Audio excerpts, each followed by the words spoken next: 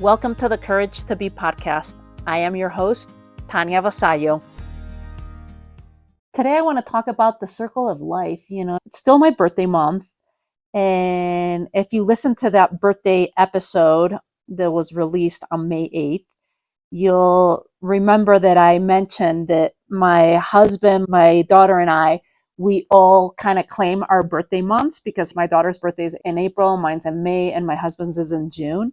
So we've had our 17-year-old dog with us. We had her, and she's been struggling for the past 5-6 months. The vet told us that it was time. It just wasn't the right time, and we kept extending it. And she hadn't been breathing well. We haven't been sleeping at night times and since March and April. And so my daughter was saying, like, I just don't want Puma or Doggy. I don't want to put her down in my birthday month in April, and I wanted to honor that, because kids are very sensitive. But then we kept extending this, and I knew that this was going to happen, like if she was able to make it through April, which she did, we had to choose a date in May. And it got really hard at the beginning of May.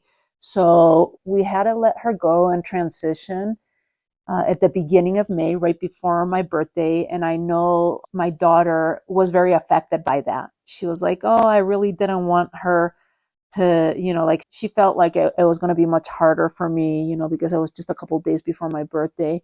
And like I mentioned in that episode, to me, birthdays are all about celebrating us being here another, year on this planet. I've also had a couple deaths this year. I had a close friend that passed away, and she was young. She was in her 50s, I want to say in the month of April. And then my house cleaner, that's also a friend, and she's been with us for 14 years. She's currently in the hospital battling sepsis of the heart. She got an aggressive cancer of some sort, and everything's happened really fast. So she's in her last days. And it's such an interesting, reflection, having said goodbyes to my dog, to my friends, and just realizing how fragile life is. On the flip side, and the contrast of all of this, we have 6 babies being born between my husband and my side of the family. My niece and nephew from my husband's side already had their 2 babies in January and March. And then my cousins had also babies in January and April, and we're expecting 2 more. So it's so fascinating to see this contrast, of mortality, the fragility of life, and just reminding ourselves. To me, the reflection that I'm getting out of this is how life continues. We have birth, we have death, and everything in between, right? That's all part of our shared human experience. And another reflection that I've realized within all of this is how grief and joy can coexist, often within the same moment. I had my roommate from college.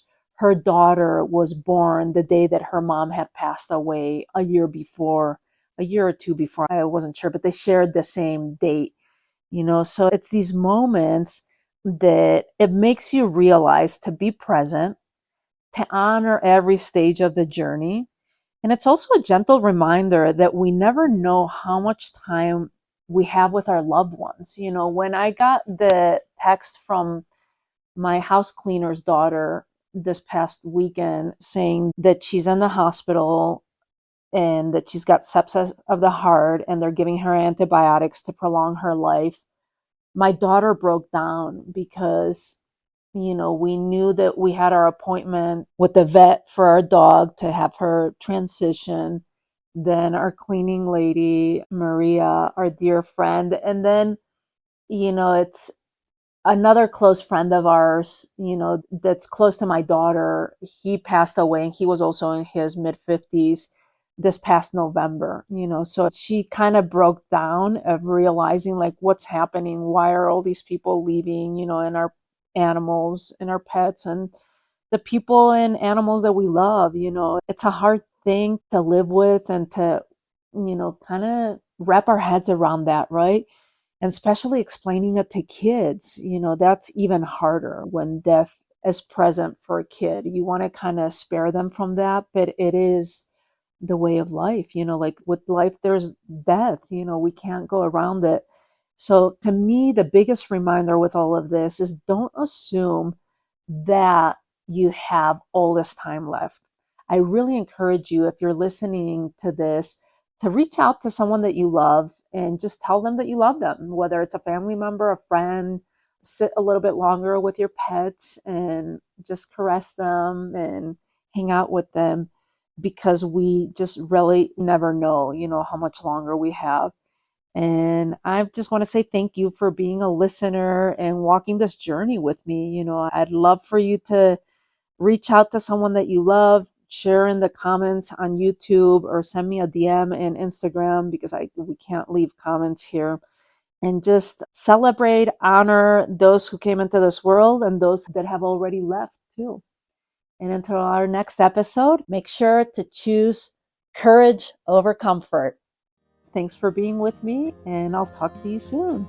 If you loved today's episode, it would mean so much if you rate and review The Courage to Be on Apple Podcast.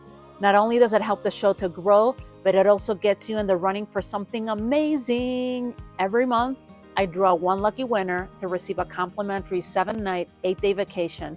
You'll get to pick from over 3,000 beautiful resorts worldwide.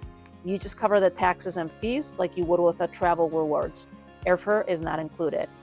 And if you want to double your chances, along with your Apple Podcast review, leave a couple of comments on YouTube. That counts as a second entry. Just send your screenshots to help.thecouragetobe@gmail.com, and you'll find the email in the show notes too. It only takes a moment, and who knows, your next adventure might be closer than you think. Thanks for tuning in. I'll see you on our next episode of the Courage to Be podcast.